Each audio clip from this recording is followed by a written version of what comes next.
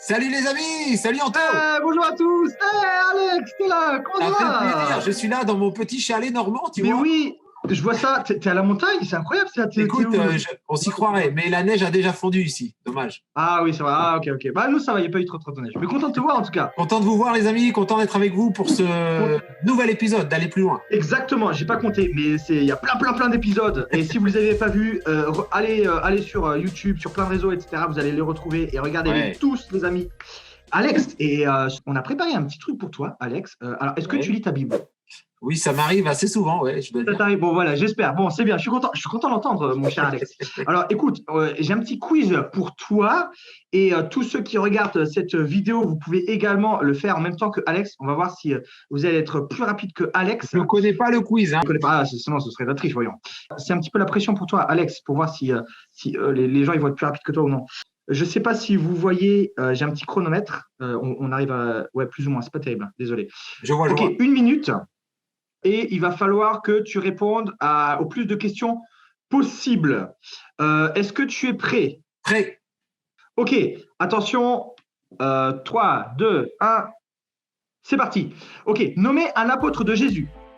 Jean, Nommez une personne dans la Bible qui commence par M. Moïse, Nommez un péché. la luxure, De quel instrument de musique le peuple d'Israël se servit-il pour louer Dieu? des trompettes. Nommez un exemple dont Jésus dit « Je suis ». Je suis le pain de vie. Nommez une personne à qui un ange est apparu. Et Marie, Nommez un épître de Paul. l'épître aux Corinthiens. Nommez un livre poétique. Et les psaumes. Nommez un livre de la Bible qui commence par la lettre E. La lettre E et.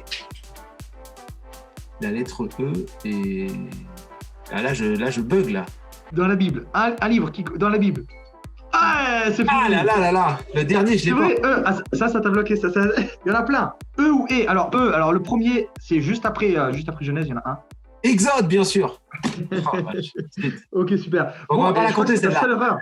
Alors, j'ai pris un crayon, mais le crayon ne marche pas. Mais j'ai fait des gros traits sur ma feuille. Bon, c'est pas grave. 1, 2, 3, 4, 5, 6, 7, 8, 9. Ok, si je ne me trompe pas, tu as 9 bonnes réponses. Et voilà, la dernière que tu n'as pas eu le temps. Mais c'est pas grave, je pense que c'est un bon score. Et Alex, Merci. et les gens, ils verront, les gens, ils testeront de faire en direct.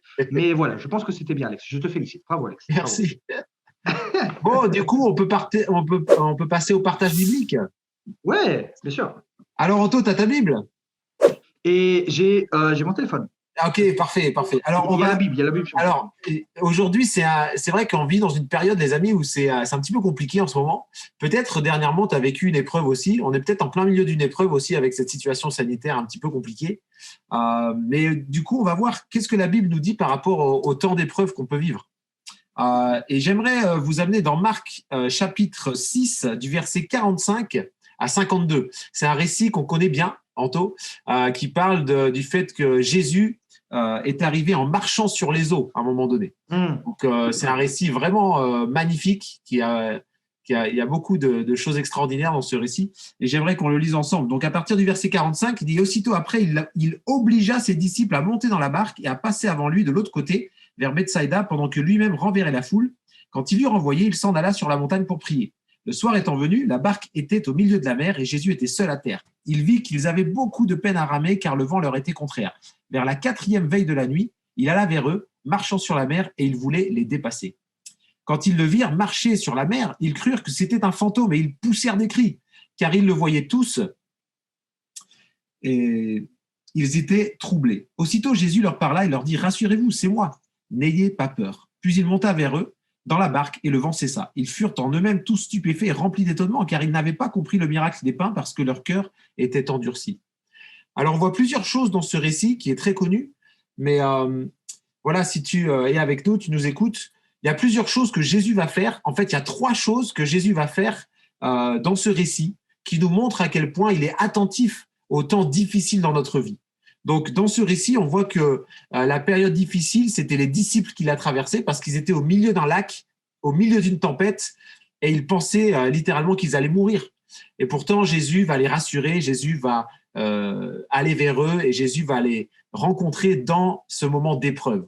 Donc, je pense qu'on peut s'identifier avec cette situation. Donc, peu importe l'épreuve que tu traverses en ce moment, peut-être tu as perdu quelqu'un de proche, peut-être tu as des difficultés dans tes études, peut-être ça va pas bien dans ta vie spirituelle, peut-être ça va pas bien dans ta famille, je sais pas. Peu importe, on peut s'identifier dans ce récit. Première chose que Jésus va faire, tu l'auras remarqué, c'est que c'est assez étonnant. Il va renvoyer la foule et au verset 46, on voit la première action que Jésus fait pour nous quand nous, on se trouve dans l'épreuve. Eh ben, il ne va pas aller avec ses disciples, il va les obliger à traverser de l'autre côté et les disciples vont obéir à Jésus. Et Jésus, qu'est-ce qu'il fait? Au verset 46, il s'en va sur la montagne pour prier. Bon, ça, les amis, c'est extraordinaire. La première chose que Jésus fait pour nous quand nous, on se trouve dans une situation très difficile, Anto, c'est que Jésus, il intercède en notre faveur. Et il y a plusieurs versets qui confirment celui-là, pas juste le verset 46, mais je prends aussi Romains 8, 27, ça nous dit l'Esprit, il est selon Dieu et il intercède en faveur des saints. Dans Romains 8, 27. J'aimerais t'interrompre, je te demande pardon. Alex, oui, vas-y. C'est chouette ce que tu dis et c'est super quand tu parles que c'est la première réaction de Jésus, mais ça aussi, peut-être que tu vas le dire, je ne sais pas, mais c'est aussi l'une des premières réactions que nous, on est aussi censé avoir, la prière vis-à-vis de Dieu. Mais vas-y, je te demande pardon, continue. Non, exactement. Alors nous, on prie pour ceux qui sont dans l'épreuve, mais là, c'est vachement encourageant parce que non seulement on peut prier les uns pour les autres, mais on voit que Jésus, il intercède pour nous. Et Hébreux, chapitre 7, verset 25, nous dit aussi que Jésus, il est vivant, toujours vivant pour intercéder dans notre faveur. Donc voilà, ça c'est la première chose que j'aimerais vous encourager, les amis, c'est que Jésus, il intercède pour nous. Alors, est-ce que tu as une anecdote, Anto, où tu as senti à un moment donné dans ta vie que carrément Jésus priait pour toi alors que tu étais dans une situation difficile? Ouais, alors écoute, alors je ne sais pas si c'est comme ça directement. Et après, quand tu parles de tempête, souvent on parle de grands trucs, de grands événements. Après, des fois, on peut avoir des mini tempêtes, je ne sais pas ça, mais où c'est plus des moments de doute. Et moi, je pense surtout à quand j'étais à l'école. Et je sais pas, et moi, tu sais, quand je voulais parler de Jésus à mes amis, et ils s'en fichaient. Et donc, du coup, tu passes à travers un moment difficile, tu vois, tu es là et tout, tu dis, bon, est-ce que je fais bien, est-ce que je fais pas bien et tout, et tu sais pas trop quoi, et tu remets plein de choses en question, en fait. Tout à fait. Donc là, tu peux être sûr, Anto, qu'à ce moment-là, Jésus ne t'avait pas lâché. Et même si tu te sentais seul, la Bible dit qu'il intercède pour nous, il prie pour nous quand on est dans des situations difficiles. Donc ça, pour moi, ça m'encourage de ouf, quoi. Après, la deuxième chose qu'on voit dans ce récit que Jésus fait pour nous, c'est pas juste qu'il prie pour nous au verset 46, c'est que aussi au verset 48, regarde, il vit qu'ils avaient beaucoup de peine à ramer, donc il est attentif aux efforts que ses disciples font et à la situation dans laquelle ils traversent, car leur vent leur était contraire. Et vers la 4e veille de la nuit, il alla vers eux. Donc, deuxième chose que Jésus fait pour nous, les amis, quand on est dans l'épreuve, dans une situation difficile, c'est qu'il va intervenir dans la tempête.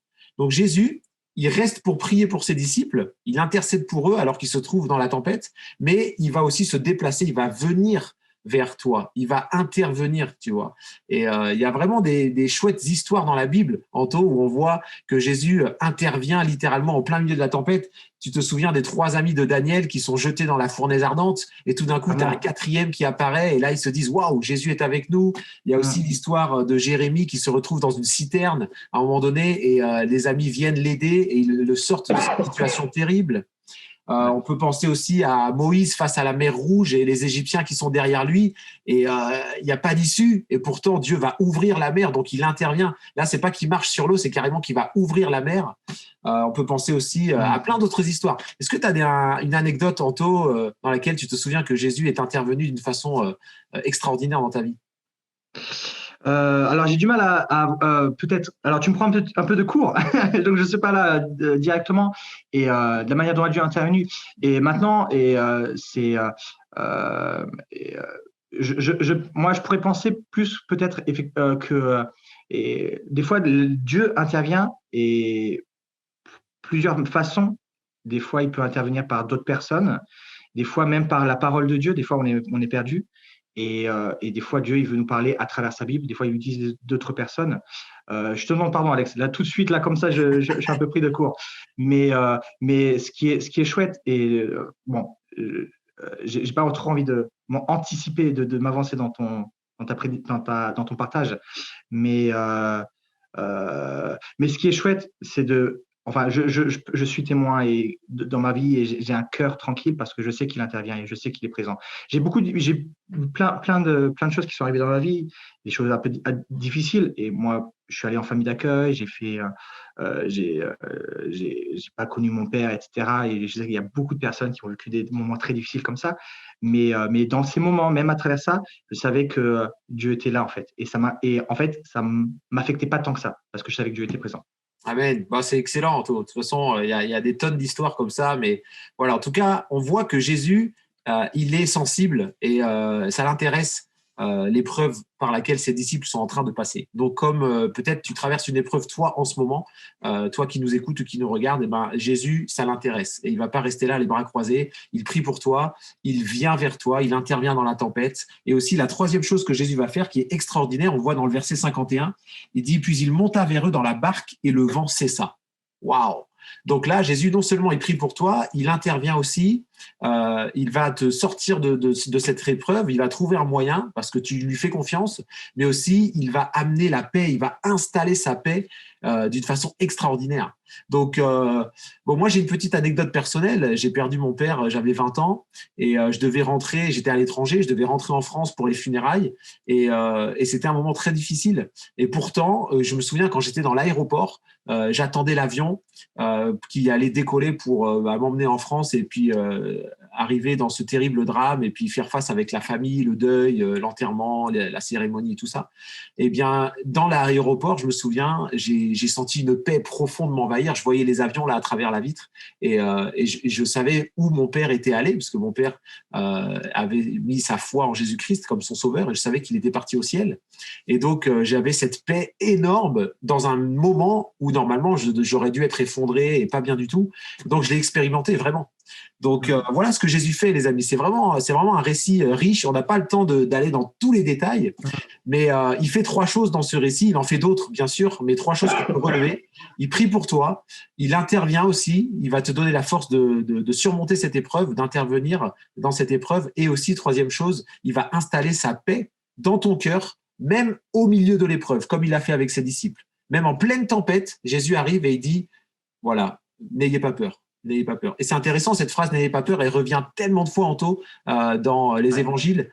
Beaucoup de fois, nous, on a tendance, en tant qu'être humain, à avoir peur. Et c'est vrai qu'on voit quelqu'un marcher sur les eaux, tout d'un coup, on va avoir peur, parce que c'est pas quelque chose auquel on est habitué. Mais Jésus a dit, mais t'inquiète pas, l'eau représente ton problème, moi, je marche sur ton problème. N'aie pas peur. Et ça, c'est vraiment beau. Alors, le défi de la semaine, les amis, on est déjà presque à la fin. Le défi de la semaine, bah ouais, ça passe vite, hein. Alors, le défi de la semaine, il se trouve au verset 52. Regarde, les disciples, ils n'avaient pas compris le miracle des pains parce que leur cœur était endurci. Donc, tu sais quoi? Qu'est-ce qui peut empêcher que tu vas expérimenter ces trois actions magnifiques de Jésus dans ta vie? Bah, c'est ton cœur dur. Donc, moi, je te lance un défi, c'est de ne pas avoir un cœur dur, justement, et de laisser Jésus agir dans ta vie au travers de ces circonstances. Amen. Amen. Donc voilà, on a la promesse du jour, je crois que c'est avec Ingrid. Salut les amis, donc pour aujourd'hui, j'aimerais vous partager par rapport à la provision du Seigneur. C'est vrai que aujourd'hui, on peut avoir beaucoup de peur de manquer d'argent, de travail, de manquer de nourriture, de vêtements. Voilà, on ne sait pas du tout qu'est-ce qui va se passer demain. Alors j'aimerais te laisser vraiment plusieurs versets. Dans 2 Pierre, chapitre 1, verset 3, Dieu dit que sa divine puissance nous a donné tout ce qui contribue à la vie. Et ça, c'est un verset qui nous montre qu'il est la source de la vie déjà. C'est la première chose qui est le plus important, l'air qu'on respire, le fait d'avoir une bonne santé et tout le reste, un toit, des vêtements. Il est là pour pourvoir. Et aussi ce verset dans Matthieu 6, 33 qui dit qu'on doit chercher d'abord le royaume de Dieu et toutes choses nous seront données par-dessus. Et c'est un verset qui m'a toujours beaucoup encouragée parce que si on met Dieu en premier, c'est une promesse avec une condition, mais si Dieu est en premier dans ta vie, il te promet qu'il va pourvoir à tes besoins et que tu ne manqueras pas de rien. Donc, je t'encourage à mettre Dieu en premier et tu verras ce qu'il pourra faire pour toi de grandes choses. Soyez encouragés les amis. Merci Ingrid, super promesse. Merci beaucoup, C'était Ingrid. génial d'être avec vous. Merci pour tout. À la semaine prochaine.